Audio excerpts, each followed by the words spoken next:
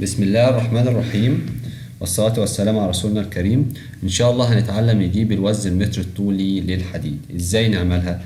تعالى هنا هتلاقي هنا شوية شرح بسيط كده، إن شاء الله لما تقراهم تفهم، وإن شاء الله الكلام ده أنا هشرحه في الفيديو. طيب، عندنا لحساب وزن المتر الطول لسيخ الحديد وليكن مثلا الكثافة في الحجم، ونفس الفكرة ده طبعا الشرح بتاع اللي فوق. طيب، وعندنا معادلة أبسط بيقول لك القطر في القطر على 162. طيب، القطر هنا بالمليمتر. تعال نروح على برنامج الإكسل. صلى على النبي عليه أفضل الصلاة والسلام. فلنفترض مثلا إن أنا عندي حديد فاي وليكن مثلا 20 مثلا. عندي معادلتين، واحدة بتقول لي القطر تربيع، تمام، قطر تربيع في على 162 على 162. تعالى هنا كده،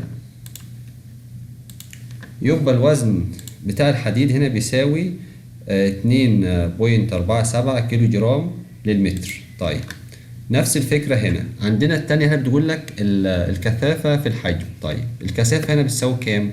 عندنا كثافة الحديد 0.00785 في الحجم. هجيب حجم سيخ الحديد ازاي؟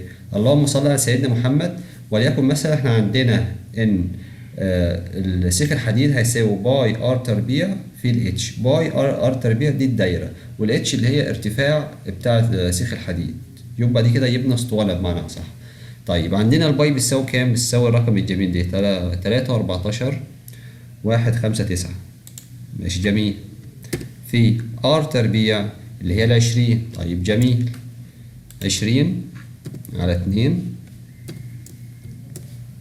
التربيع بتاعها في وليكن الاتش هنا بتساوي كام؟ بتساوي 1 متر. جميل. يبقى هتلاقي دي هي دي.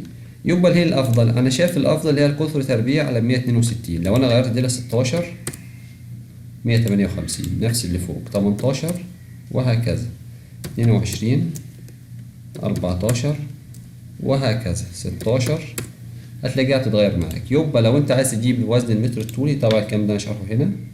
لو انا عايز اجيب الوزن المتر الطولي للحديد هيبقى القطر تربيع على 162، هيجيب لي الوزن بالكيلو جرام للمتر الطولي. يبقى انا عندي هنا الوزن بالكيلو جرام للمتر الطولي مربع القطر على 162. تمام، وبكده نكون خلصنا، والسلام عليكم ورحمة الله وبركاته، وشكرا.